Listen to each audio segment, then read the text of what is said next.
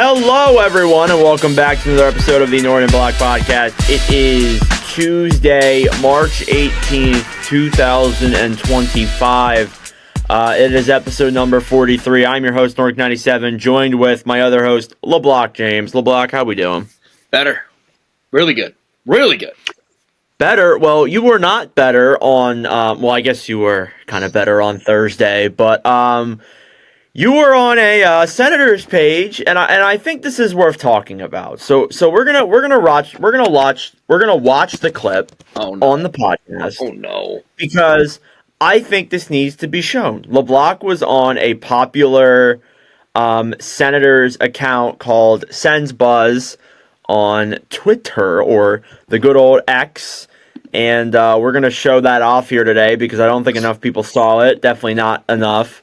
So we're going to go and make fun of Leblock here a little bit and just show off how him and Max went to a Senators game. So Leblock, you want to tell us a little bit about that game, actually? Because I've been talking for a lot. All right, so basically we got to the game, and we got there for like 10 minutes till puck drop. So we get there, and like Max was saying we're going to lose this game. Like Max from the very get-go, from the very start of the night, saying we were going to lose this game.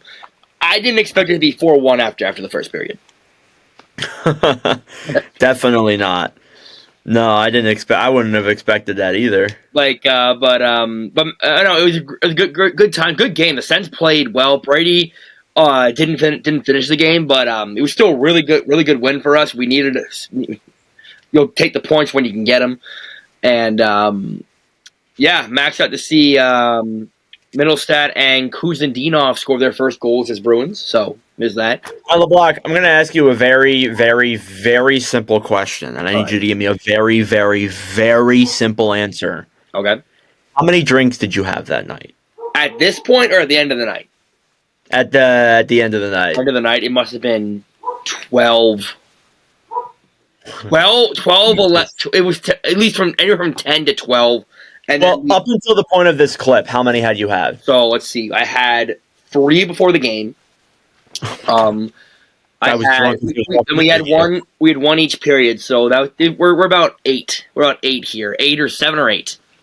Oh my god! All right. Well, I'm not going to suspend it anymore. Let's roll the clip. I miss my boy Marchand. Yeah. That's about it. Where's your captain, by the way? No, Max. No.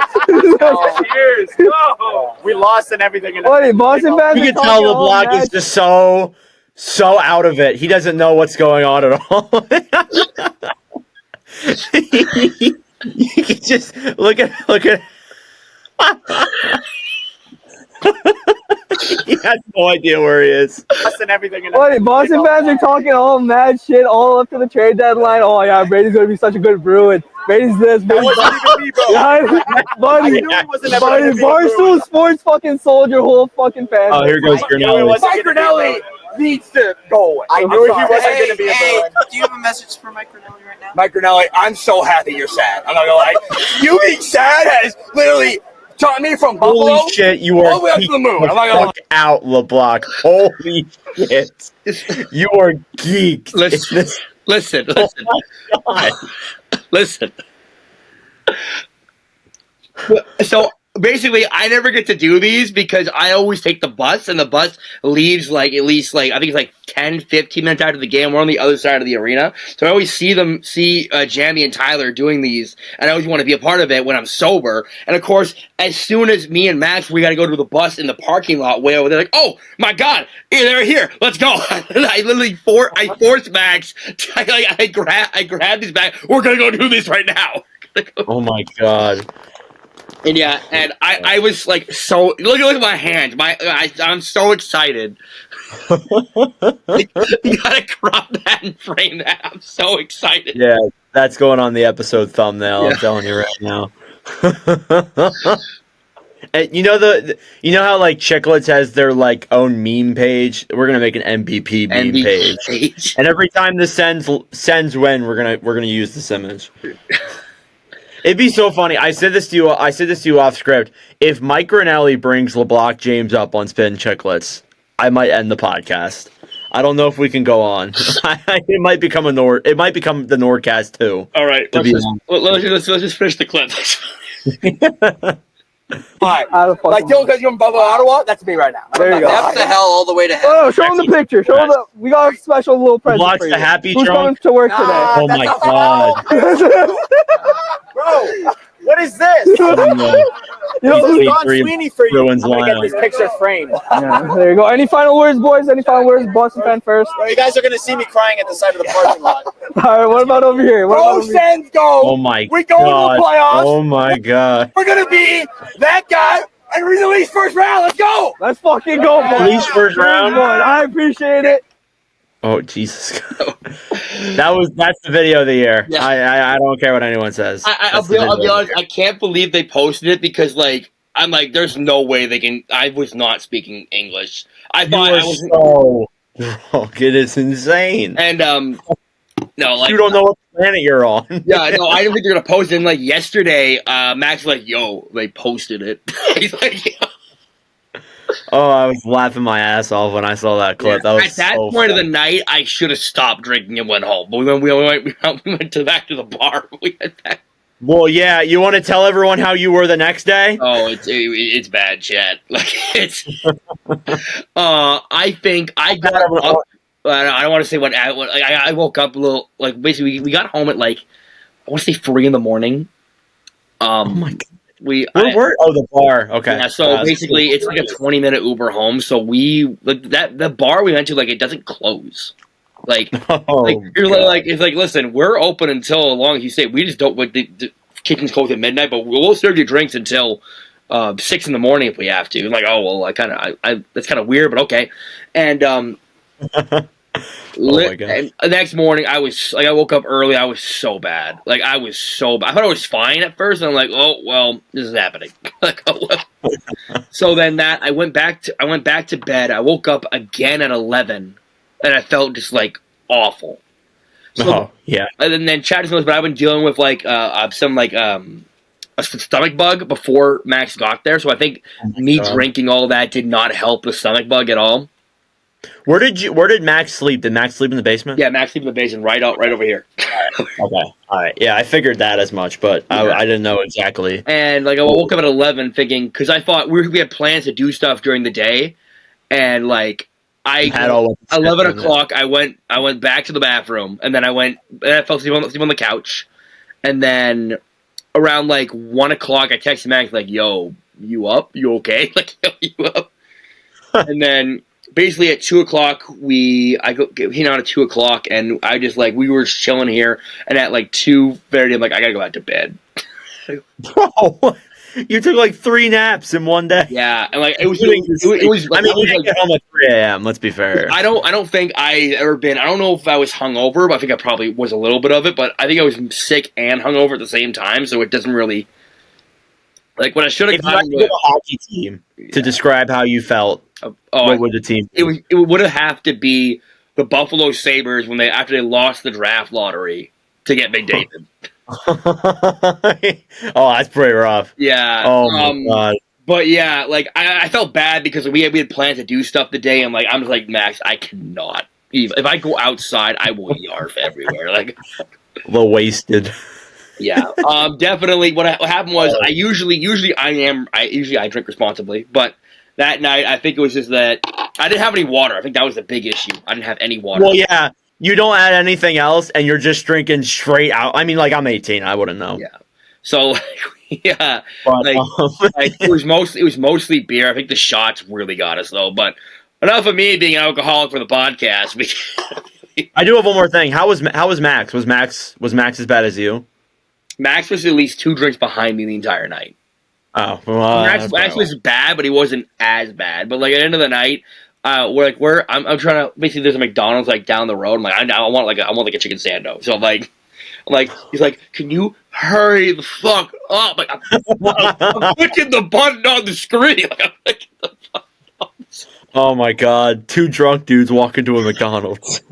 2 hungover dudes. Sorry. I don't know what I got or what the bill was, but like, I don't know. Like I literally got home, opened the bag, and it's 8. Like you don't even probably remember it, do you? I don't remember it all. So Because like I remember getting home super late though. But Max does though. yeah, hopefully Max had a good time. I had a great time, other than me being sick. Hopefully we get to see him back here though. Max, well, I mean, apart from it, I mean, he got to drink his sorrows away, so I think he was okay. Yeah. All right.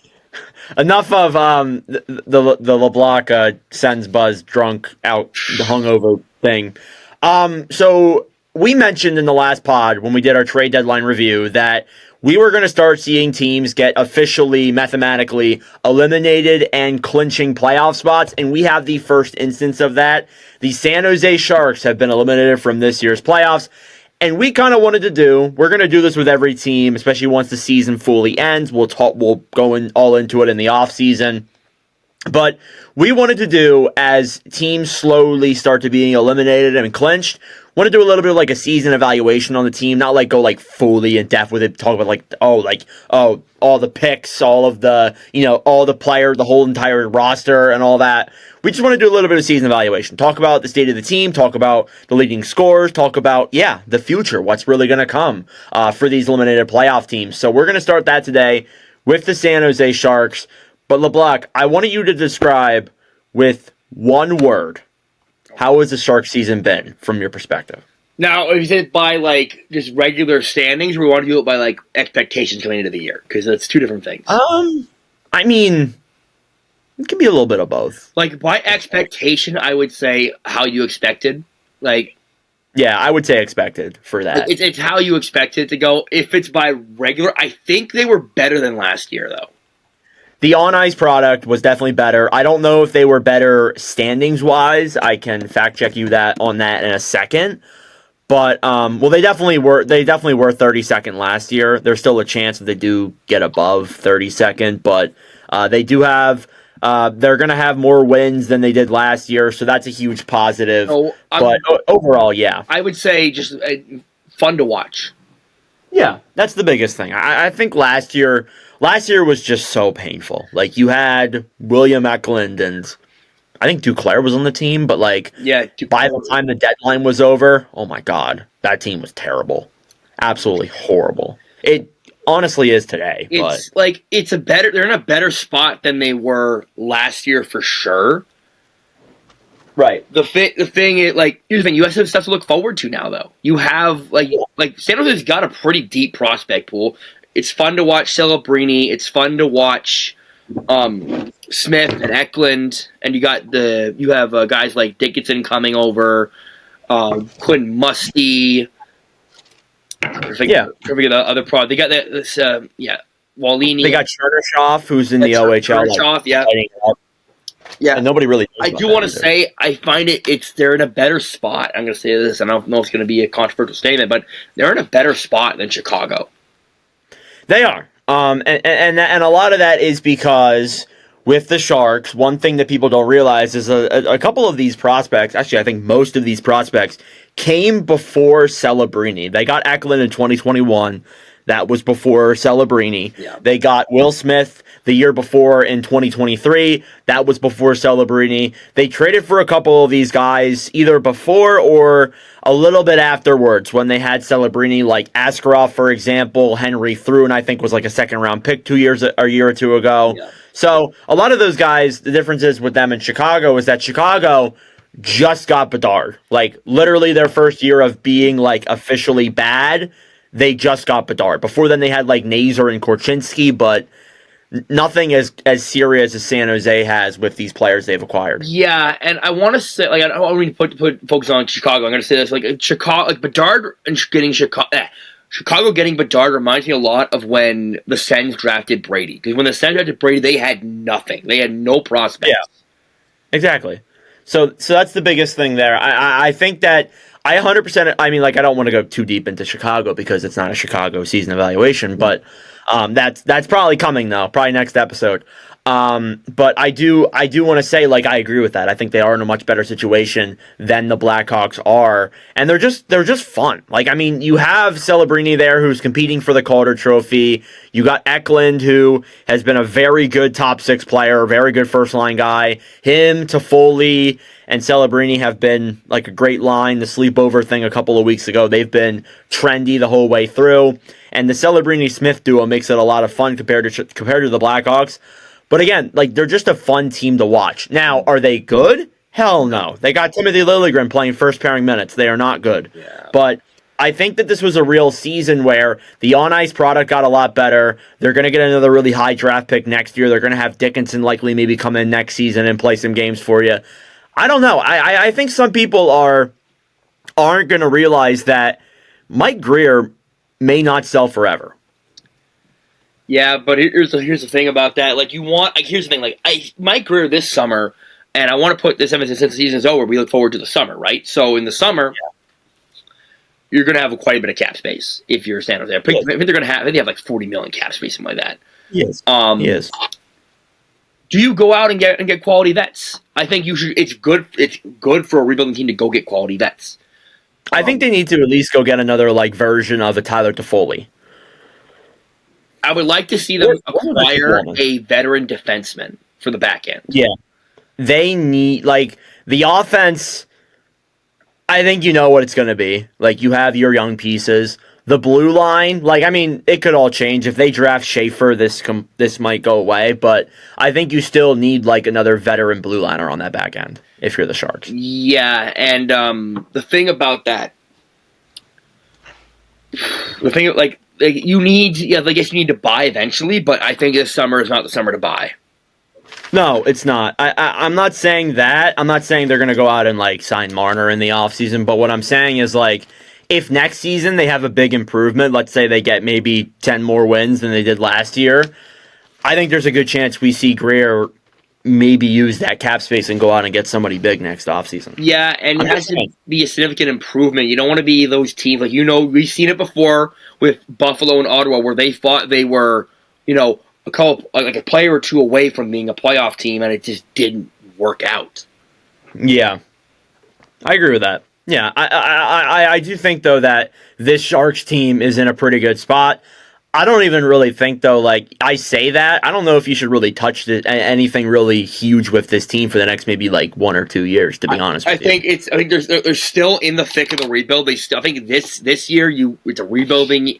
Like, next season will be a rebuilding year. The following year probably is going to be a year you finally get expectations on the team. Because going to next year, I have no expectations for the Sharks. Next year, I think, I'll have to see what they do in the offseason. Like, if they go out and make a huge splash, then I think things change a little bit. What I want for them, at least next year, and again, we're talking about this in March, like, things could definitely change between now and September. But the thing is that I want to just see the on-ice product get better. I think, again, it improved this year. I don't want them to get, like, I'm not expecting for them to win more games next year, but I want to see more of an improvement from this roster, and I think we saw that this year with Celebrini, and I think that coming in next year, you're going to have more guys coming in to help. I think that they will have some more improvement next year, at least on ice product, in my opinion. Yeah. Now, the Sharks have 9 picks heading into this year's draft. They have 2 first and 2 seconds. What do you think is the biggest need for San Jose? Well, if I look at San Jose, I see, like, here's the thing. Like, I don't like to look, like, you look at, for prospects, for me personally, I look at the depth within the organization. Not just within the NHL club, but within the AHL club as well. You need to look at depth throughout, because usually teams that don't have good depth, they don't have good depth in the AHL either. For sure, yeah. You look at the Islanders, it's not I look at this San Jose's team. Yes, they have Dickinson, but here's the thing. You need to get another blue liner, I feel.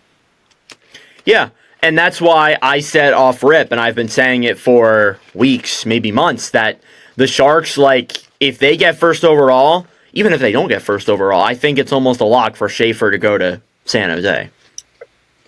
Yeah, and, like, I wouldn't. I know what your opinion is on Schaefer, but, like, he's the number one. I like Schaefer. Schaefer's definitely, like, Schaefer's better than Dickinson. I can say that and not have any right about that. Schaefer's definitely the best player. I wouldn't say he's the best. He's definitely the best defenseman in the draft, for sure.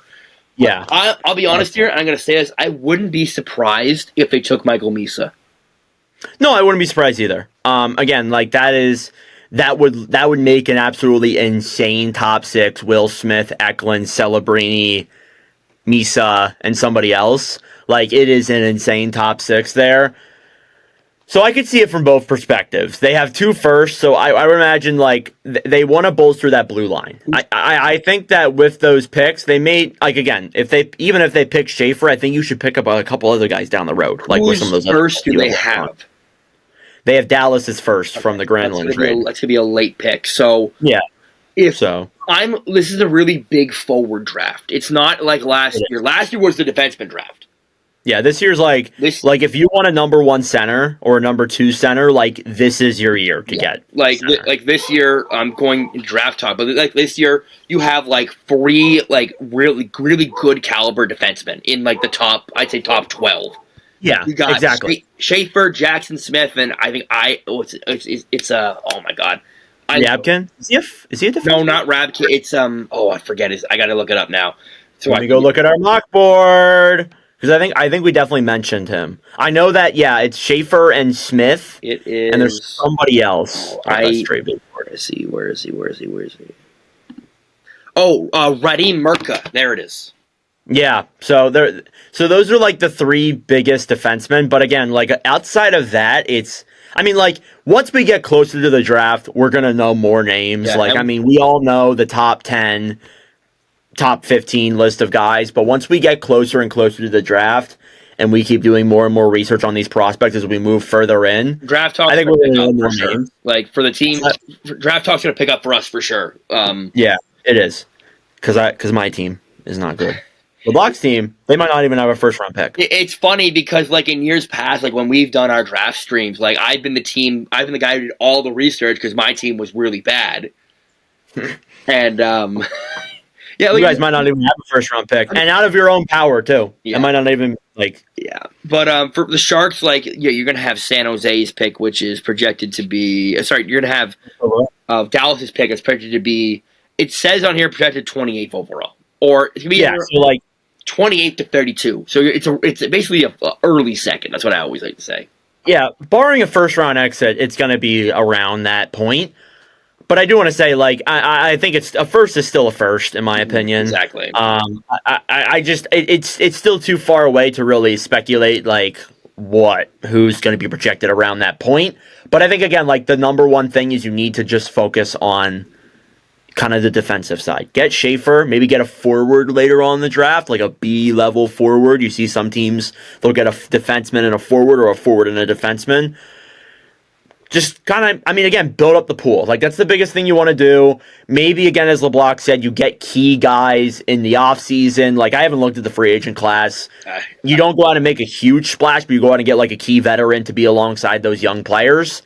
And then maybe you trade them at the deadline. I don't know. Looked at the free agent pool last night. It's not a really exciting class. No, it's not. Especially in the goalies. The goalie market, someone's going to pay Dan Vladar the bag. Someone's going to give Josh Allen. Yeah, somebody did give Josh Allen the bag. Somebody's going to give Jake Allen the bag because I think he's expiring as well. Yeah, Jake Allen and Dan Vladar are the 2 top goalies on the market, which is kind of scary. It's either that or someone's going to pay an absolute shitload for John Gibson. It's either that too. But one more thing with San Jose. I know we go off topic a lot on these episodes, but what is your final verdict on the Sharks? Your final thoughts on the season so far? Here's the thing. The Sharks, I think we expected them to be at this spot in October.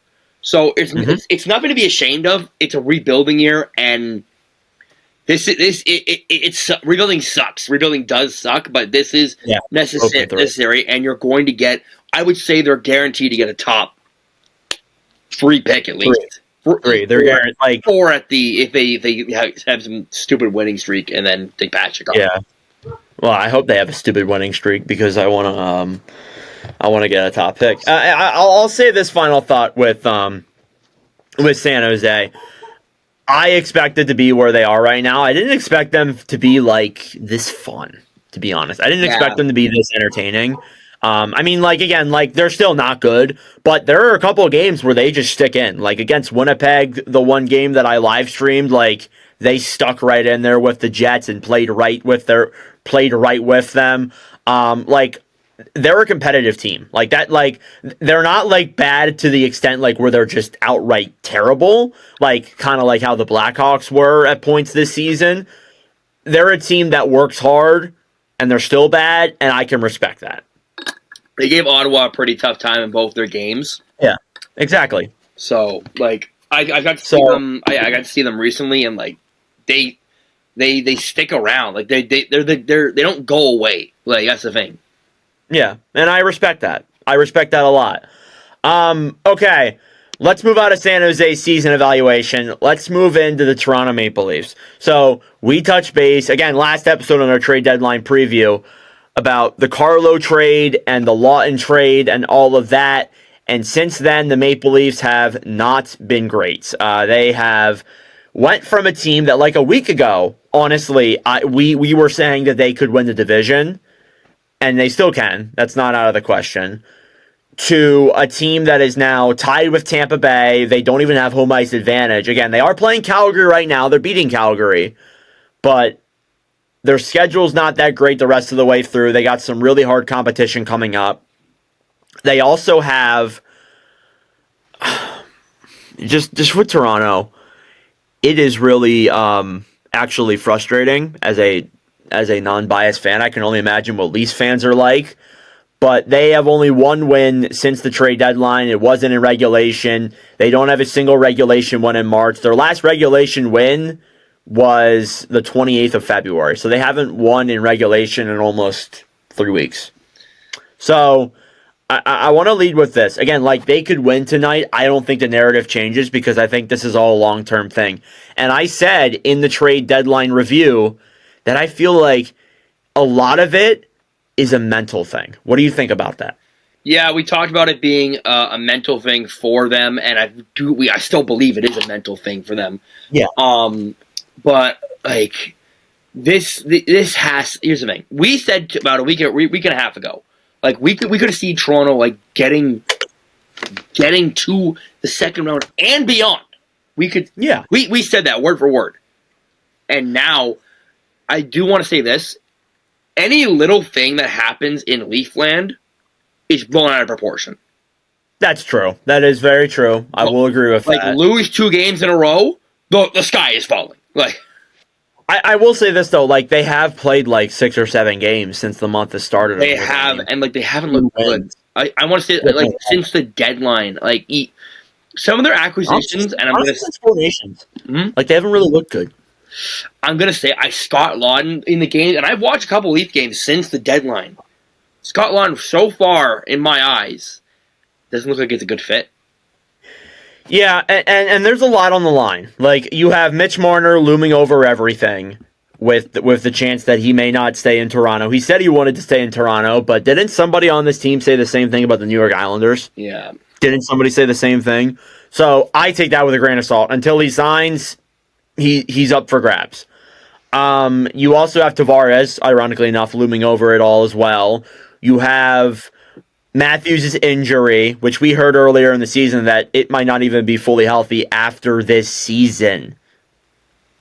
No, that is not good. And then you have the whole thing looming too of it's Toronto and the president might get fired and president should be fired. Yeah, he should have been fired last year. Let's be honest. And to be honest with you,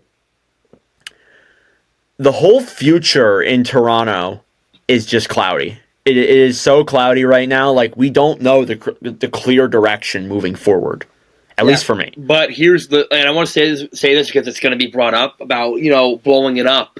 Because if they lose first round, that will be brought up. 100%. Blow it up. Yeah. Blow it up. Let Marner walk. Don't bring back Tavares. Here's the thing, folks. You can't blow it up anymore. You know why you can't blow it up anymore? Why? Because they don't have a first for the next 2 years. They don't. They can't do that now. They have completely screwed themselves. Yeah, this is it. This is like I don't want to be like whatever, but this, if this doesn't work, then what is going to work? Exactly.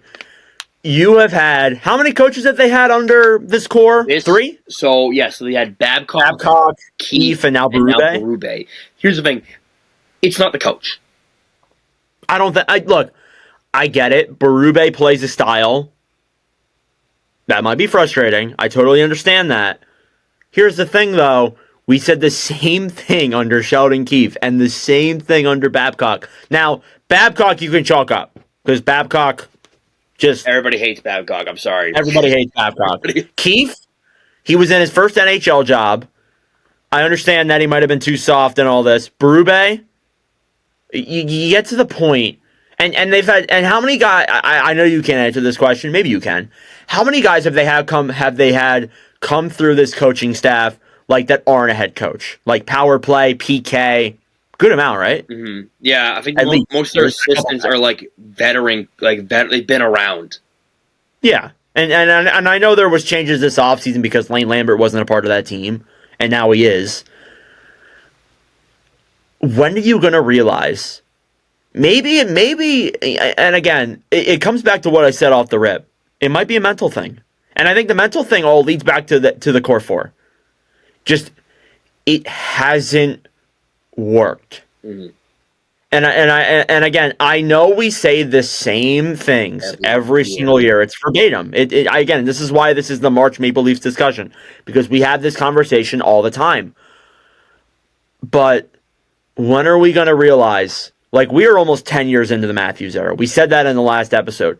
When are we going to realize that this doesn't work? And again, this could work. If they go far, this whole conversation becomes null. Yeah, no, this but is if they lose in the first round, which I'm going to be blunt with you, none of their options are good. They're going to they play Florida in an instance.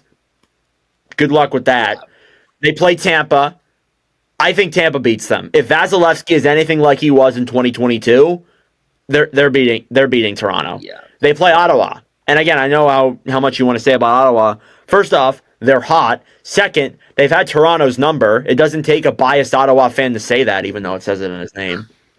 And those are your three teams you would play. Those are the three realistic teams you would play, unless you somehow win 20 games in a row and the Caps lose a ton. You'll play the Rangers or Montreal or Columbus. I'm not gonna lie. The only option there for the Leafs that actually doesn't give me, the heebie-jeebies is Columbus.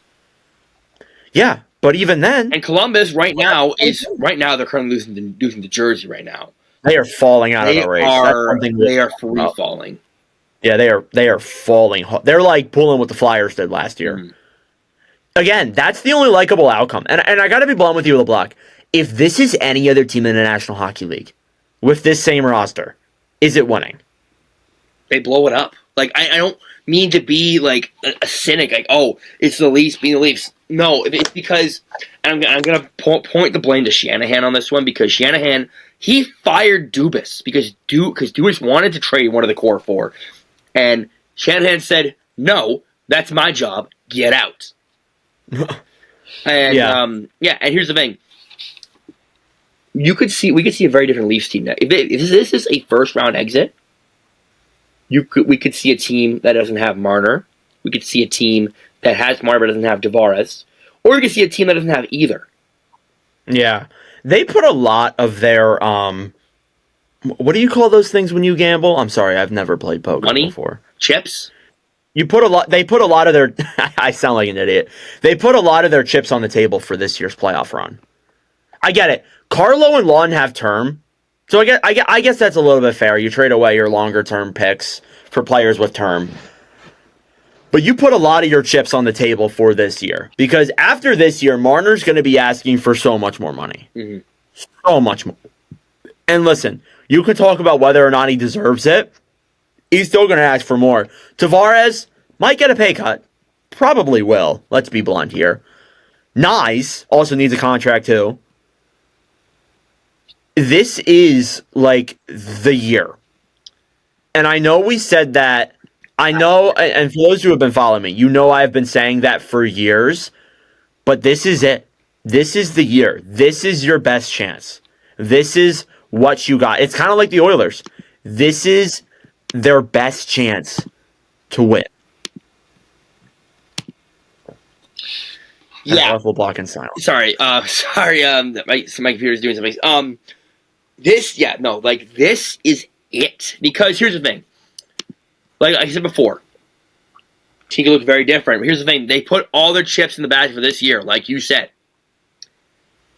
Yep. When you put all the chips in the basket, you better have like aces high. You better have like a flush. You don't want to go all in and go out with like a pair of foes. Like just you like this is it. This is it. Because if they lose, especially if they don't lose in 7, because I know prison every year is like, oh, game 7, you could have gone either way. If they don't lose in 7, I think Shanahan is gone. I think Marner walks. I think they even might tell Tavares we're going in a different direction. Because once Shanahan is gone, it is open season. Here's the problem, though. What are they going to do after that? Who will they go and get? Yeah, let me finish. The Leafs have, like I said, I think they have like $29 million in cap space. Yeah, something along that mark. They can. Here's the thing: you can't replace Marner. Like you can't replace what he brings to the table, but you can sign players that give you depth and will make up that scoring and make up that defense. If you lose Marner, you can bring in a guy like Nikolai Ehlers, Brock Besser, or both. Exactly. So you do have options, yes. So you do have options there. That's barring those players want to go to Toronto. But like again, like as like for the core 4, this is it. That's what I just want to say. Like this has to be it. They have to put in the mentality that this is the last dance. Like, yeah. I don't know, and it really doesn't look like it's great. Like, especially with the Matthews thing, doesn't look good. Matthews being injured isn't good. Martin's looked great this season, but he's in a contract year. Nylander's the only one who seems like he actually gives a shit. If you of all the people in the core 4, how was William Nylander the one that Nylander was early in his tenure was like, oh, he's soft, doesn't go in the corners, he doesn't give a shit. That narrative is now flipped on its head. You know who else has been there for a very long time? A very long time. Morgan Riley. Yeah. I wonder, after this year, and there have been criticisms of Riley all season, for a while, actually, in Toronto. I wonder, like, again, he does have a pretty lucrative contract. It might be difficult to move him. But I wonder, like, maybe they part ways with him. Yeah, Riley, I know this because, like, I got a buddy who's close to the Riley family. And basically, Morgan Riley, his family grew up, they grew up Toronto fans. So it's just like Marta. They have an emotional attachment to the team. Not just from playing this from childhood. And, like, if they part ways with Riley, that'd be huge because then Riley's stock in the league goes immediately down a little bit. Because, like, I want to say this, once you're in Toronto, your stock is kind of overhyped because you're in Toronto. And I don't mean that to sound, like, salty or anything about that, but that's just the truth. No, I don't disagree with that at all. If they part with Riley, it means it means a total retool of the deep. Well, not deep. Look, the defense kind of actually locked up until 2027. I'm pretty sure. So if you part with Riley, I only see them parting with Riley if they part with Marner, because if they part with Riley, it means they're trading Riley for a forward. Yeah. So I mean, there's a lot of ways you can look at it there. Like, we can go into this all day. What really happens is the playoffs. That's really going to be what determines all of this, what determines what moves forward from here. And I could not be more intrigued. Here's the thing. And the thing about, like, the defense has been wonky of late. Season-wise, they've been pretty good. But, like, Stolarz is cooling down. He is, yeah. Especially the last, like, couple games. Yeah, Stolarz cooling down. Wall has been what I expected him to be. Yeah, I've always liked Wall. Mm-hmm. Always. I've always been a fan of Joseph Wall. I've always liked Stolarz too. But I think that isn't the biggest problem right now. I feel like the biggest issue is like the core 4. And I think that, like, again, like, them being paid as much as they are has prevented them from getting real secondary scores. And I'm going to say, I think the issue this year is they can't score. They can't. And the biggest problem that has been in the entire playoffs these last couple of years is the fact that they just can't score. It took Linus Ullmark trying to do the best Michigan attempt he could ever do with a goalie stick to get the Leafs to score, to get Matthews to score a goal the other night. Yep. That was Matthews' 24 for the year. And I'm going to repeat a quote from Steve Dangle. Here we go. So Matthews had 69 goals last year, right? Yep. You need to make up those goals somehow. And right now, they're not doing that. Matthews is 24 on the year. Yeah, he's at a career low, but he is dealing with that injury. Yes, I'm not saying, oh, it's your fault. No, it happens. We get injured. We knew Matthews was going to regress, not to this extent from the goal wise. He might not even hit 30. Well, he'll probably hit 30. He'll hit 30. I don't think he'll hit 40. He might not hit 40, though, for the first time in his career. So, yeah. So, but yeah, this is just like, it's such an over. Here's the thing, I can't really say anything until, because once playoffs hit, that's when, like, if they hit playoffs and, like, all of a sudden, like, they're shut down now. If playoffs come, if they get even more shut down, that's a big freaking problem. You know what's funny? They're beating the Flames 4-1 right now. They are, and we're talking about how they can't score. But it's also the Flames. I don't mean to diss on Calgary. It is the Flames. I'm not dissing Calgary either. But I do want to say that what we are saying doesn't really change. Like, it doesn't change with one win. It doesn't. It's not like where we're talking about, oh, they're winning like an insane amount. Like, this is a real concern. Mm-hmm. For Calgary, for Toronto. This is a real concern. And I wonder what's going to come with the playoffs. So any more on Toronto before we move on? I think we're done with Toronto. Yeah, I'm done with Toronto.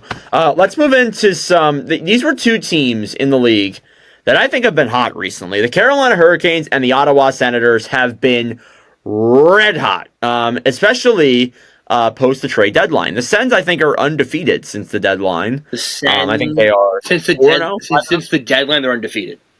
Yeah, so 4-0 or 5-0, they have not lost a game up to that point. They have been unreal.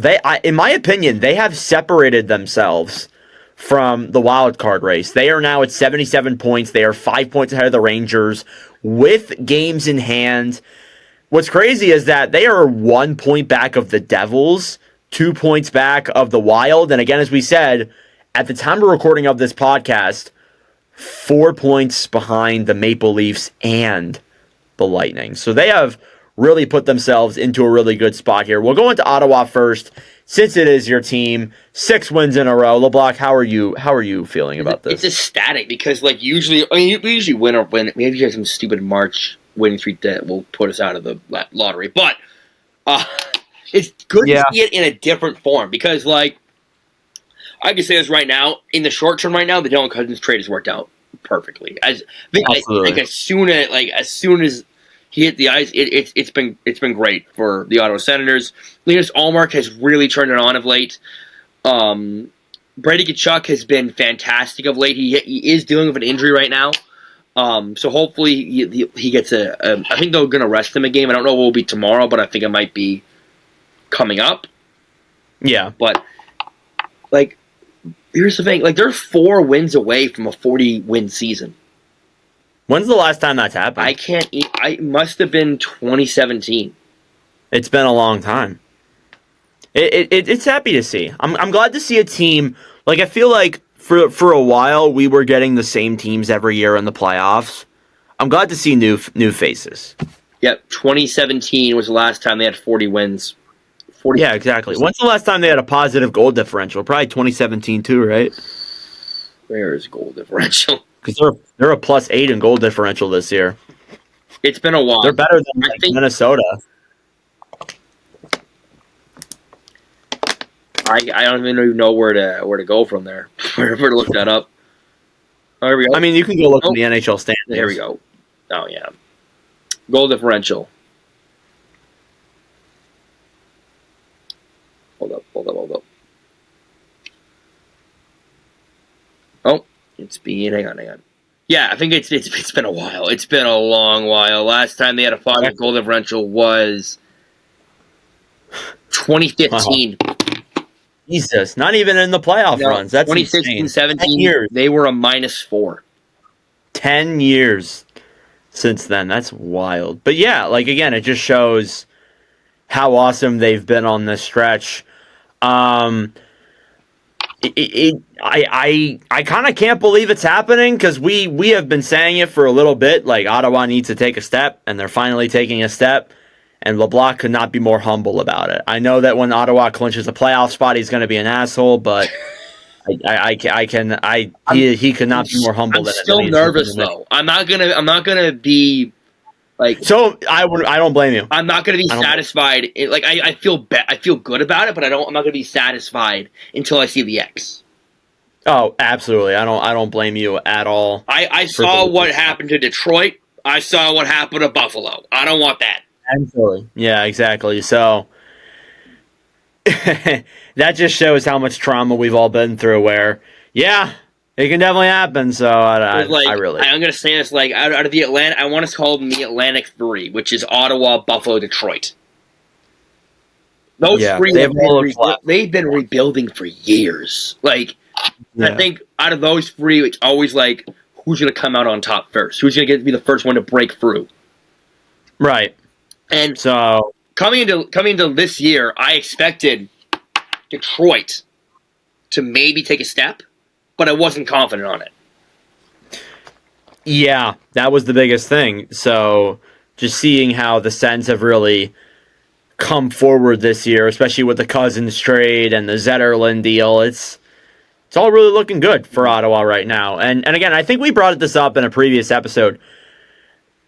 They probably give up their first this year, right? If they clinch. Here's the thing. I want them to because what I think. Here's the thing. Injuries happen, so you don't know where you're going to be next year. Exactly. So I want them to give it up this year because this year's draft, and I mean all respect to the players that are going to be in that draft. It's a weak draft. It is. It's a weaker draft. It's not as strong as other drafts have been in the past. 26 is going to be next year's going to be real stacked. 26 is loaded. Yeah, so you don't really want to miss out a pick there. I think you definitely should go with this year's, just because even if it's like it's not gonna be that big of a deal if you lose out on on pick 20, pick 21, 22. It's not a big deal. So that's what I think there with Ottawa. The only team in the league that has been hotter than the Ottawa Senators has been the Carolina Hurricanes. 8-2-0 in their last 10, 7 straight wins, and they are undefeated since the trade deadline, post Mikko Rantanen era. How are you feeling about Carolina? Well, for a team that everyone said, oh, they got worse, they're dead in the water. Well, I don't think so. No, they're not dead in the water. I will say this, though. I do believe that the Rantanen thing could have been handled a lot better, but they got a better return than we imagined they would, and they have been red hot since. I think it really lit a fire under this team's ass because they went through a real stretch of not being great, especially with Rantanen being there. It's lit a fire under this team's ass of like, oh, that guy doesn't want to be here. Okay, we'll prove to you why you should be here. Yeah, no, it's like you don't want to be here. Fuck you. Yeah, I think that's a lot of it with Carolina, and you see that a lot with other teams. So again, I think that is a definite factor with how Carolina's been really hot this season, and they just look so damn good. It's unreal. I think that like they are a team that can still make the conference finals. Okay. Yeah. I know. Okay. I'm like, yeah. Yeah. No. Yes. Yeah. They can make the conference finals. Honestly, right now, my recency bias, I kind of like their chances. I like their chances as well. Because Jersey's still good without Jack Hughes, but like all the injuries after that. I can't trust them. Jersey will be a tough out, but I feel like Carolina has the edge. I feel Carolina has the edge over Washington or whatever wild card if they beat Washington. I give Carolina the edge over almost any team in the Metro. In the East, to be honest with you. For me personally, the road to the Stanley Cup in the East runs through Florida. It does. You need I 100% if agree you with that. beat Florida, you're probably going to the Cup final. Probably. I think for Carolina, though, the Metro runs through Carolina. Mhm. Even though Washington's ahead of them and they're having a great season, look, Carolina has those conference finals. I'm taking Carolina. Yeah. And like what we said on this page, on this channel multiple times, that we've both been very wary about Washington. I don't want to like jump in and be like, oh, they're gonna lose in the first round. I'm not 100% on that, but like we've both been like very cautious about Washington, talking about I am. playoffs. I am, and that's just because it's because we have this thing every year where a team balls out, comes out of nowhere, and plays insane, and then they lose in the first round. Like Boston did it 2 years ago. Or Tampa. Tampa did it that 1 year where they just balled out. Colorado did it a couple years ago to Seattle as well. Yeah, or Seattle did it to Colorado. Yeah, you know what I mean. Yeah. Now, look, I'm not saying that Washington, that's gonna happen. Like, I'm not saying that Washington's gonna screw up. They're gonna lose the first round. But I'm very cautious. It's just for me. It's a gut feeling because we've seen teams, like down all year, and then maybe Washington has a bad stretch throughout the end of the year. Excuse me. And Logan Thompson has kind of cooled down a little bit too. Yes, yeah. So I really don't know.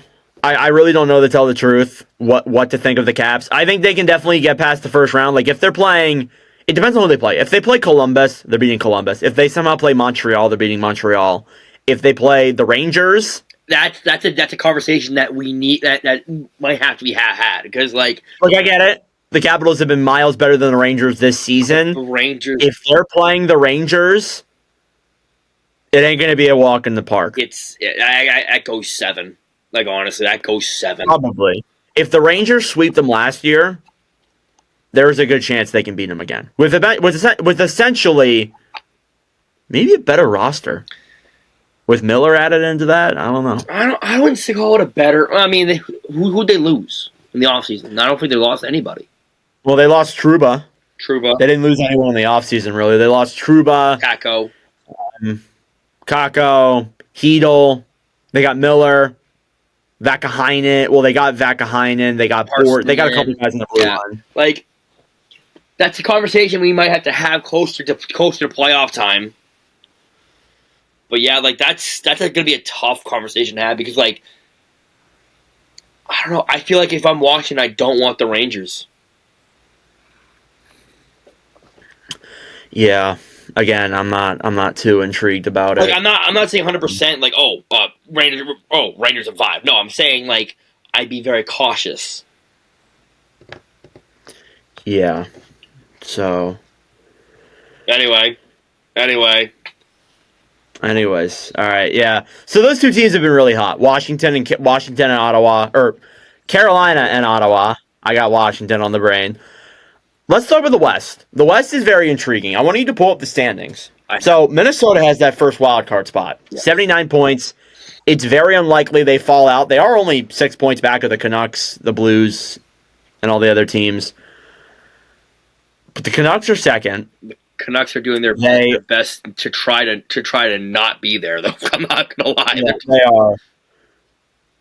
You got St. Louis, who has been really good down the stretch. 1 in their last 10. Yeah. You got Calgary, who's Calgary. They're losing right now, but they're still Calgary. And you got Utah, who's in that race as well. 6-2 in their last 10 as well. Calgary's kind of fading a little bit. A little bit, yeah. It's definitely a little bit scary. Minnesota. Here's the thing. Minnesota, right now, in their last 10, they're 3-6-1. Like, they have not been playing good. They are injured. But here's the thing. If the teams below them, other than St. Louis and Utah, if the teams below them, could maybe, say, hey, we're in a playoff race and try and win some games, they might not be in that spot. Yeah, exactly. Like Vancouver is win one. They're win one, lose one. Win one, lose one. They're 5-5 in their last 10. Exactly. They're very streaky, especially at this point. Yeah. They're one streak away from getting in. They're one streak away from getting And from. as we're bowing out. recording, it looks like the Kings and Wild are tied, so that's actually a big game for that. It's a big game for both teams because Minnesota kind of needs this win. They do. They do need this win desperately. They have kind of fallen back a little bit. They're 3-6-1 in their last 10. They have really been dragging. So I don't know. To be honest with you, I really don't know what's going on there. Oh my god! If they were healthy, here's the thing: I'm not concerned because if they were healthy and like this, then it's a problem. Yeah. They're not healthy.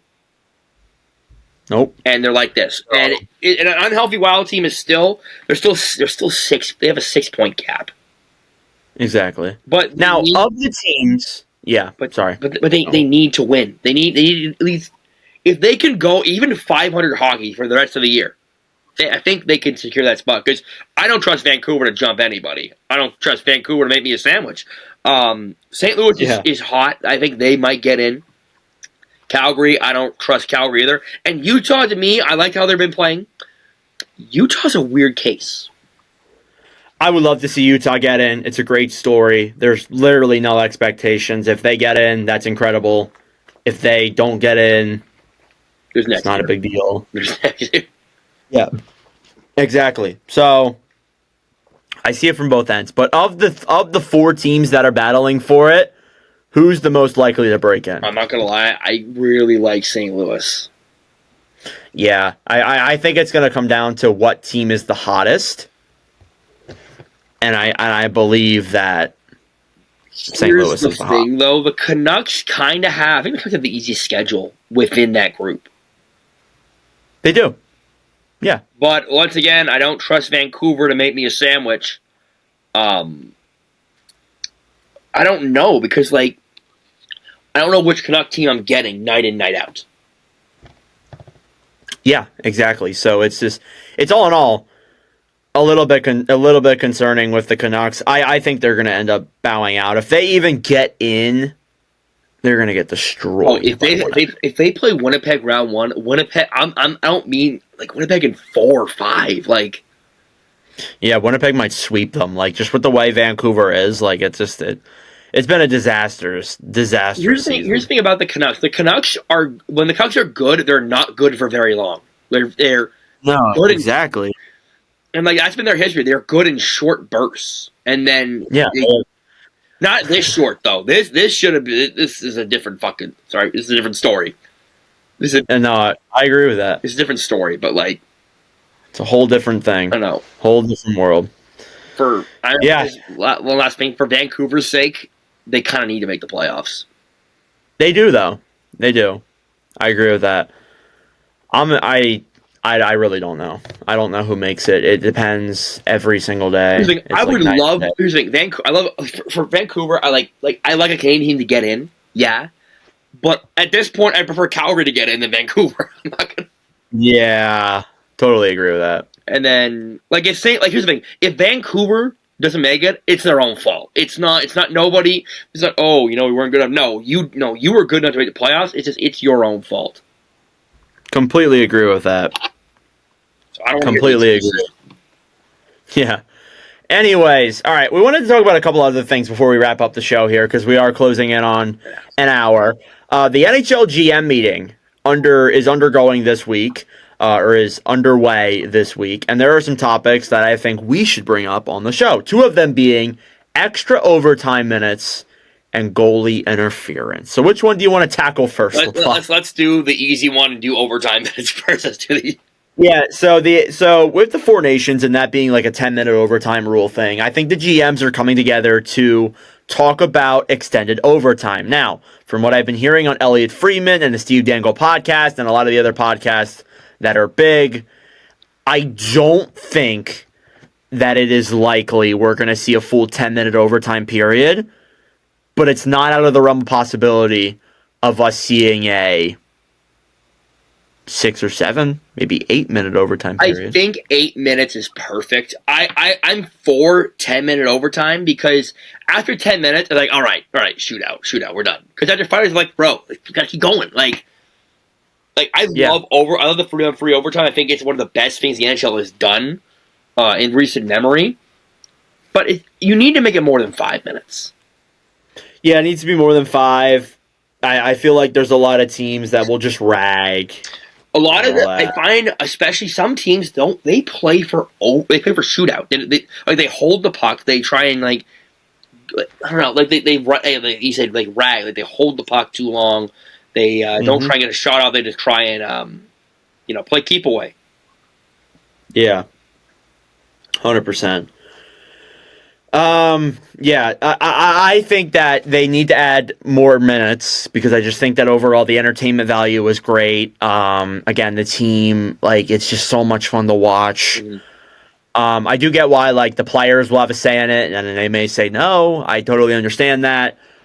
But I think for entertainment value, you should add at least a couple more minutes in. And I think the players would respect that. In a way. Yeah, I think the players would like it. I understand, it's the league where, we got to get things wrapped up. We got to get things going. But, for the fans, it'd be nice. I don't want... I saw this online. Oh, what about continuous overtime? You want to be here all night? You don't have work tomorrow? No, that's not. No. Continuous overtime is for the playoffs. Yes, and that's the one thing I will always say. Here's the thing: if they shoot out in the playoffs, you'd be pissed off. Let's be real. Yeah. Would you rather a shootout in the playoffs? Yeah. Continuous overtime would just not work. Yeah. Because there's going to be games where it goes on for forever. Yeah. And that's just too much. I get it's 3-on-3, and it's easier to score 3-on-3, but come on. Yeah, you can't be doing continuous overtime. You can't be doing that. All right, let's tackle the other thing: goaltender interference. I don't even know where to start, Leblock. It is still, all these years later, just such a gray area. It's so vague. The description is so vague. Because, the description of goal interference is he has to interfere with the goaltender before he can get back to his position of being the goaltender. It is, I feel like a lot of it is just at the referee's discretion. Yeah. That's my biggest thing. Here's the thing. I don't like the challenge of goal interference. That's the one thing I always if it's blatant, I get it. But if it's it's technically it's textbook interference, but it's not going to be called interference. Yeah, if it's blatant, there are calls where it's yeah, that's clearly goalie interference. That should be NHL reviewed. That shouldn't be a challenge for the team. There's a whole gray area, though, and that's the biggest problem. The whole gray area is a player will push another player into the goalie, and then it'll sometimes be called goalie interference, sometimes it won't be. There are times where a player will, be in the crease, they will interfere with the goalie, and it won't be called back, or it will be called back. You don't know. Again, it is still it's night and day. And I heard on the Chris Johnson show, what if the Ovechkin goal breaker is one of those goals? My God. Exactly. Me and you talk quite often outside the show, and I'll send you clips of this was called interference, but this wasn't. Yeah. I've seen the most blatant goal interference I've ever seen in my life get called, no, that's clean. But I've seen the most not goal interference be called goal interference. It's night and day. It is night and day. It's at the referee's discretion. It is every way you can think of it. It's why I don't think it should be a reviewable call. I don't think so either. I think it should be an NHL thing. The NHL, the team shouldn't challenge it, but the NHL, should, even looks it's you say, it's a gray area. It's vague. It's a vague discretion. This is never going to go away. This is never going to go away. It's not. Exactly. 10 years from now, we're going to be talking about this. Yeah, this is going to be a thing we're talking about forever. But the GMs are discussing it. I don't know what they're going to do about it, but they're talking about it. So, hey, all the power to them. Honestly, all the power to them. All right, a couple other things that we wanted to discuss. Ovechkin, 8 goals away from the goal record, as we brought up in that thing. Just wanted to bring it up. I think that Ovechkin, it's unreal what he's doing. like actually insane. Like I was taking it in today. Like he's gonna break the all-time leading goals record, and we get to witness it. Isn't that crazy? Like how blessed are we as a generation? How blessed are we as a generation? How blessed is some of the older folk, like that have been around where they saw Gretzky break the record, and now they're gonna see Ovechkin break the record. That just feels. You know that what was it, McMahon meme where it's like, Dad, tell me about Ovechkin goal record. Is like, no. Yeah. Yeah. Exactly. And there and like what's weird is it's just like it doesn't feel real. It doesn't. To be honest. Like that was a record years ago. Even like that felt unbreakable. It did. For so long. Because it's because when Ovechkin came into the league, it was the dead puck era. Yeah. And like that record felt far. But Ovechkin kind of, I want to say that, I don't say it very lightly, but he kind of like led us out of the dead puck era. He did. I think he led us into this high scoring era that we're in right now. And I think he deserves a lot of credit for that. I just still can't believe it. Like it's just still like it's crazy to me. It's like insane to me. Yeah, it doesn't feel real, honestly. And I'll be honest, I hope he breaks it this year because I do not want to be the team that has him break it on. Oh, 100%. I know that the Caps play the Flyers at least one more time. With how the Flyers have been, they just got shut out again tonight, back-to-back games. I think like the fourth game in a row on this stretch where they've been shut out. Yeah, I don't want it to be my team. That's all I ask. I don't want it to be my team. I wonder what team it will be, though. That'll be like a bingo card. Bingo. That's going to be like a trivia answer for years. Trivia answer down the road. What was Gretzky's one against when he broke it? Vancouver? It must have been Vancouver. That's the first team that comes to my mind. I'm trying to think. I guess we could look it up. I'm looking it up right now. Anywho, I don't know if you want to do that research real quick. One more piece of discussion that we wanted to go into was Connor Bedard. So Bedard in 2 straight games was ejected by the refs, and it has become a topic of discussion. And you don't usually see younger players get ejected like that. Leblock, do you have the answer? It's loading. Okay. Do you have anything on Bedard, though? Bedard, Bedard, I think he's in like a funk, though. It looks like it's against... I thought it was it's the Leafs. Of course it is. Of course it's Toronto. What was I gonna say? Yeah, so Bedard, like I've watched past 2 Chicago games, and like the dude just looks like miserable. Yeah, he does. Like I think, dude, like I saw like the lip reading from him and the ref, like when he was on the bench, like he didn't, I don't think he said much. It must have been when he was on the ice and he said something.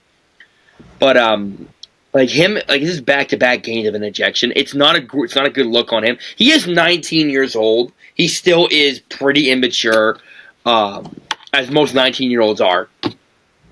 Exactly. Yeah, I agree with that. Yeah, so like I don't put it on him, but at the same time, it's like he needs something.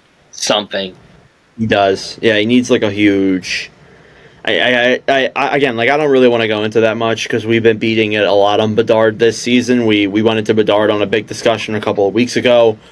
I think before the Four Nations, but anyways. Yeah, like I've seen some outlandish takes on Bedard. I'm not with those takes. I'm not with those takes either.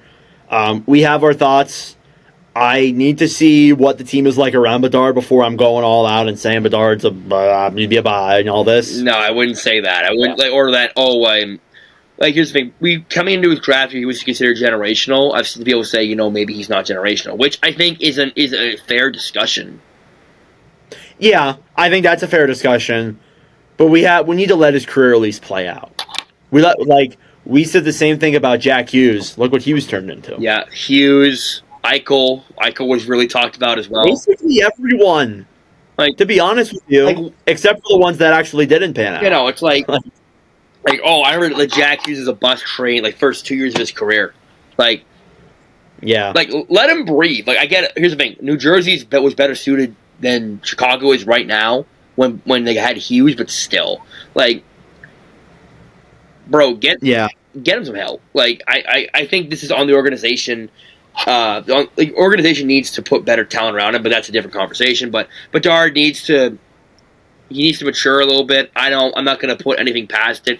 If he's having full out, like if he starts getting fined for this, then we can have a conversation about it. Yeah, 100%. Okay, that's a wrap for this episode of the MVP. Leblock, any final thoughts? Sens Buzz. Shout out Jamie. Shout out Tyler. My final thought is, please, if the Penguins are in the lottery, and if they win the lottery, I'm jumping off the bridge. This year's or next year? Next year's though. Probably I was not this year. That. Fine. Next year, no. This year. Yeah. My final thought. Thank you for listening. I appreciate it. We'll be back next week. That's it for us. Thanks for watching and listening, and we'll see you in the next episode. I just do what I do. See me? I just do what I do. Man, I just do what I do. To know about you, I just do what I do. Check. That's the intro. See that? Yeah. I just do what I do. See me? I just do what I do.